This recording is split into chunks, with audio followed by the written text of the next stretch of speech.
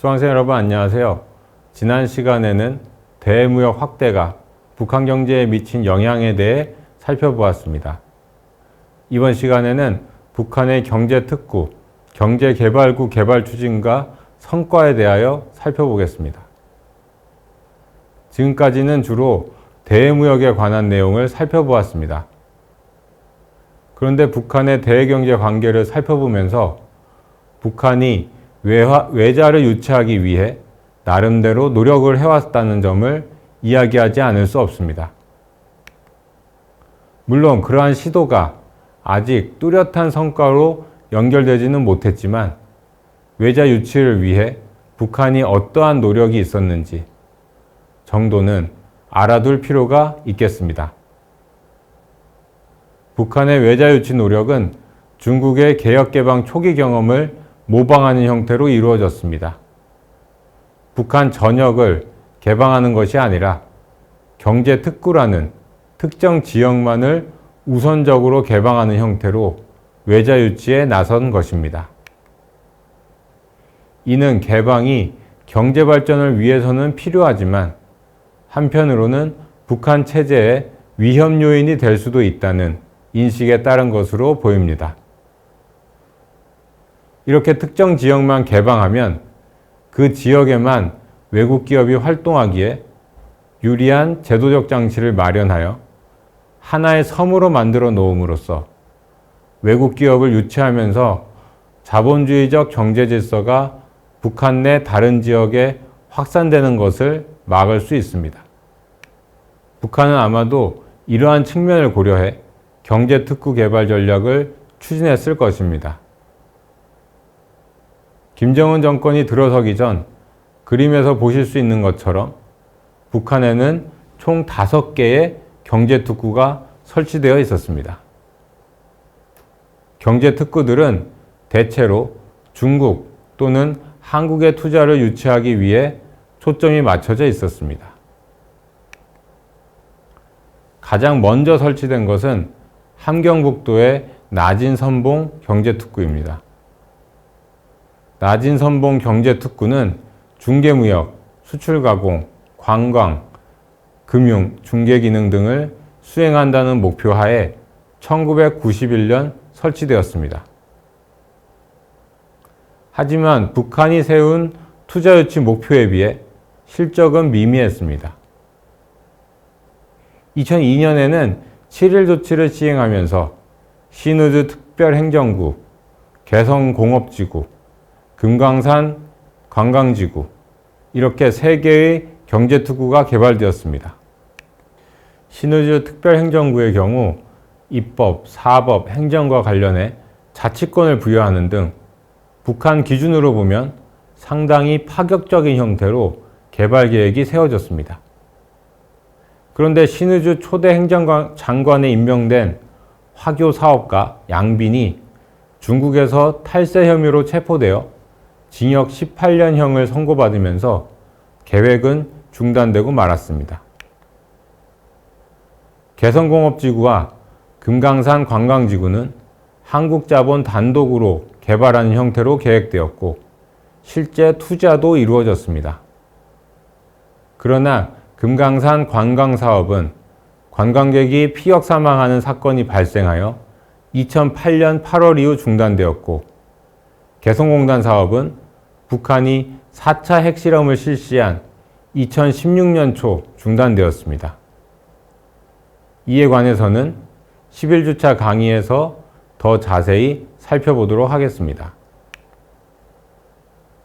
김정은 정권 초기에도 북한은 경제특구 개발에 적극적인 태도를 보였습니다.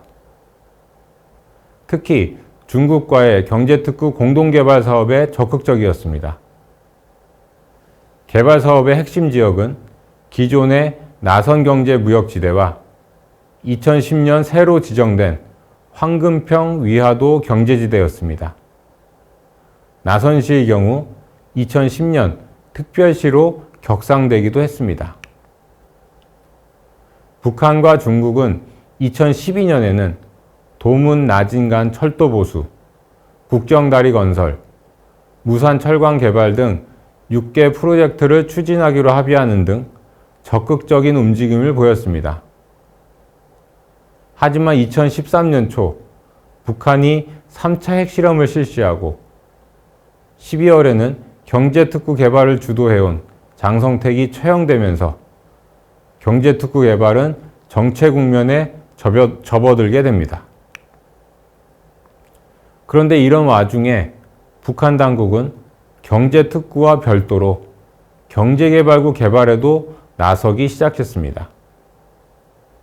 2013년 5월 경제개발구법이 제정되었고 관련된 여러 조직이 만들어지기도 했습니다. 그리고 2013년 11월 압록강 경제개발구, 만포 경제개발구 등 경제개발구 13개가 설치된 것을 시작으로 지금까지 30개에 가까운 경제개발구가 설치되었습니다. 북한은 2015년 상반기 정도까지는 경제개발구 투자를 유치하기 위해 상당한 의욕을 보였습니다. 2015년 5월에는 금강산에서 원산 금강산 국제관광지대 투자 설명회가 열리기도 했습니다. 하지만 이후 경제개발구 개발에 큰 진척은 없었던 것으로 보입니다. 특히 제재 강화로 인해 2017년 하반기부터 북한과의 합작 사업이 금지된 것이 경제개발구 개발이 이루어지지 못하는 결정적인 요소로 작용한 것으로 보입니다. 이처럼 북한의 경제개발구 개발 사업은 북한 당국이 의욕을 가지고 시작했으나 성과로 이어지지는 못했다고 말씀드릴 수 있는 상황입니다. 그런데 경제개발구 사업은 북한이 기존에 추진해왔던 경제특구와는 몇 가지 측면에서 차이를 지니고 있습니다. 이러한 차이를 통해 김정은 시대 북한의 외자유치 전략의 변화를 확인할 수 있다는 점을 고려해 경제개발구 개발 사업의 특징을 좀 더 살펴보겠습니다. 우선 경제개발구는 소규모의 특화된 경제지대라는 점에서 기존 경제특구와 차이를 보입니다. 과거 개발되었던 경제특구는 면적이 상당히 컸습니다. 나선 경제무역지대의 경우 면적이 470제곱킬로미터로 가장 컸습니다. 그리고 가장 작은 황금평 위화도 경제무역지대도 면적이 28제곱킬로미터에 이르렀습니다. 그리고 이들 경제특구는 대체로 생산, 가공, 상업, 금융, 관광 등 다양한 부문을 포괄하고 있었습니다. 반면 경제개발구는 대체로 규모가 작습니다. 대부분의 경제개발구 면적은 5제곱킬로미터 이하입니다. 또 목표 외자유치 규모도 1억 달러 내외 수준인 것이 많습니다. 그리고 다양한 분야를 포괄하고 있는 경제특구와 달리 많은 경제개발구는 공업, 농업, 관광, 수출 가공 등의 분야로 특화되어 있습니다.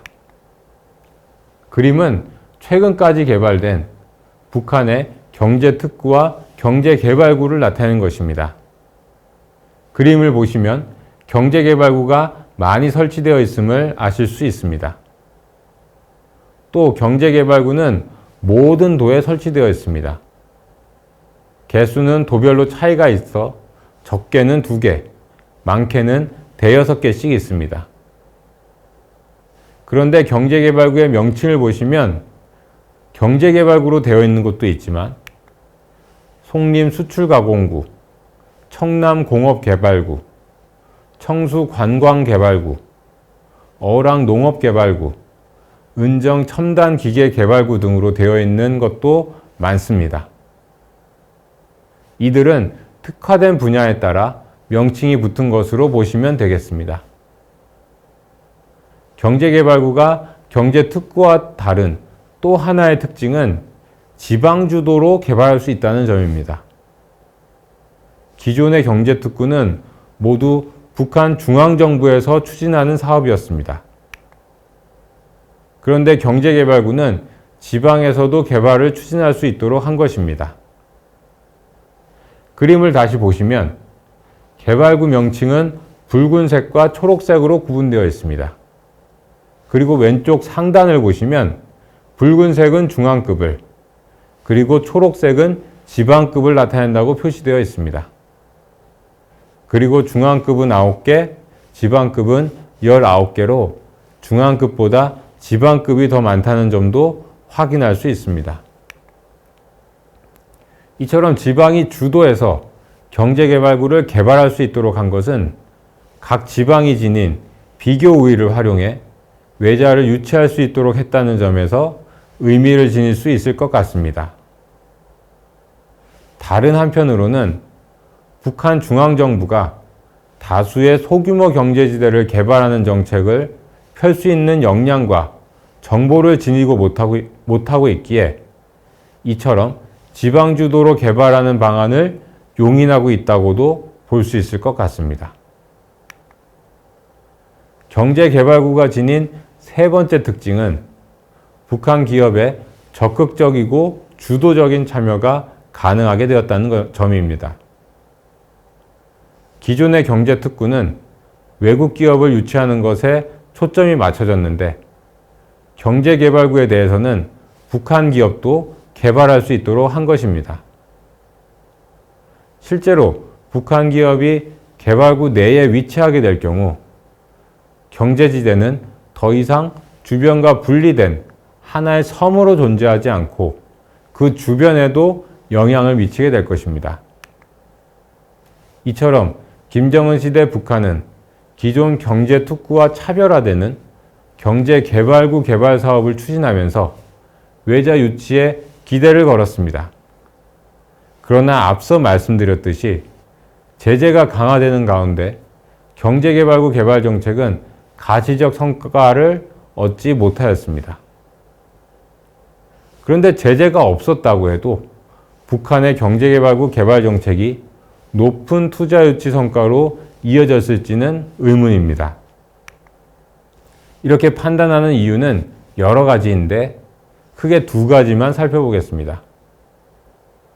일단 해외 투자자들에게 자신들이 북한에 투자한 자산을 보호받을 수 있다는 믿음을 충분히 주지 못하고 있습니다. 물론 북한이 투자 자산을 보호해 준다는 것을 법적으로 보장하고 있긴 합니다. 하지만 관련 법 규정이나 절차가 구체적이지 않아 투자자 입장에서는 확신을 갖기 어렵습니다.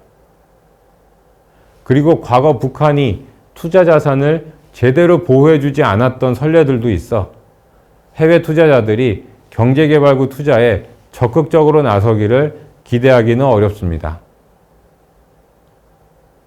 또 하나의 이유는 해외 투자자들은 북한 경제개발구 투자를 통해 수익을 낼 수 있을까에 대해서도 의문을 가질 수 있다는 점입니다. 지금까지 북한의 투자에서 수익을 얻은 사례가 극히 드물기 때문입니다. 개성공단의 경우 거의 유일한 성공 사례라고 볼 수 있습니다. 하지만 개성공단은 한국 정부의 많은 지원이 뒷받침되었기 때문에 수익 창출이 가능했다고 할 수 있습니다. 따라서 다른 국가들의 기업이 개성공단 사례를 참고해 투자를 결정하기에는 무리가 있을 수 있습니다. 그리고 경제개발구법을 보면 투자자가 투자 지역의 인프라를 직접 건설하도록 되어 있습니다. 그런데 수익 창출이 가능할지도 불투명한 상황에서 인프라 건설 비용까지 지불하면서 해외 기업이 투자할 가능성은 높지 않다고 할 수 있습니다. 학습한 내용을 정리해 보겠습니다. 이번 강의에서는 2000년대 이후 북한의 경제를 살펴보는 세 번째 순서로 북한의 대외경제 관계에 대해서 살펴보았습니다. 먼저 1990년대까지 북한 대외경제 관계의 특징부터 말씀드렸습니다. 과거 사회주의 국가들의 무역은 시장경제체제의 국가 간 거래와는 다른 형태인 협정무역 방식으로 이루어졌습니다. 교역 조건이나 물량 등을 정부 간 협상을 통해 결정하는 방식이었던 것입니다. 그리고 북한은 이러한 무역을 통해 사회주의 국가들로부터 혜택을 보았다고 했습니다. 그런데 1980년대 말 사회주의권이 붕괴하면서 북한의 무역에도 변화가 나타났습니다. 이제 대부분 협정무역 방식 대신 시장거래 방식으로 거래하게 되었습니다. 그리고 국가가 무역을 독점하는 체제였지만 경제가 어려워짐에 따라 주민들이 생계 유지를 위해 밀무역에 나서 밀무역 규모가 증가하는 양상이 나타났습니다. 그리고 이러한 양상은 2000년대 이후에도 이어졌습니다. 2000년대 이후 북한의 무역 규모는 2010년대 중반까지 증가세를 보였습니다. 특히 북한의 무역 규모가 2000년대 들어와 2013에서 14년경까지 상당히 빠르게 증가했는데 그 이유로 크게 두 가지를 말씀드렸습니다. 하나는 북한이 무역 확대를 용인하는 정책을 시행했다는 것이었습니다. 그리고 또 하나는 북한 수출에 유리한 대외 여건이 조성되었다는 것이었습니다. 그리고 2000년대 이후 10억 달러 내외 수준의 무역 적자를 꾸준히 기록해온 것도 북한 무역의 특징적 양상이라고 말씀드렸습니다. 이는 북한이 불법적인 수출, 해외 건설 사업, 해외 파견 노동자의 송금 등을 통해 추가적으로 외화를 획득해 왔기에 가능했다고 말씀드렸습니다. 이어서 2010년대 북한의 수출입을 좀 더 세밀하게 분석해 보았습니다. 먼저 수출부터 보면 2010년대 수출이 크게 증가한 것은 석탄과 의류 수출이 호조를 보인 결과임을 확인했습니다. 석탄은 중국 내 수입 수요가 크게 증가한 것과 국제 시세도 빠르게 증가한 결과 수출이 급증할 수 있었습니다. 의류의 경우에는 중국 내 인건비가 빠르게 상승하면서 북한 저임금 노동력을 활용하려는 중국 내 기업이 증가한 결과 수출이 증가했다고 했습니다.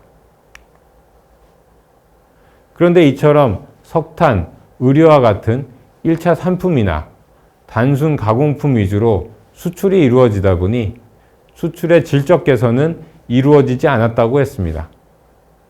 오히려 질적 하락이 이루어졌다고 했습니다.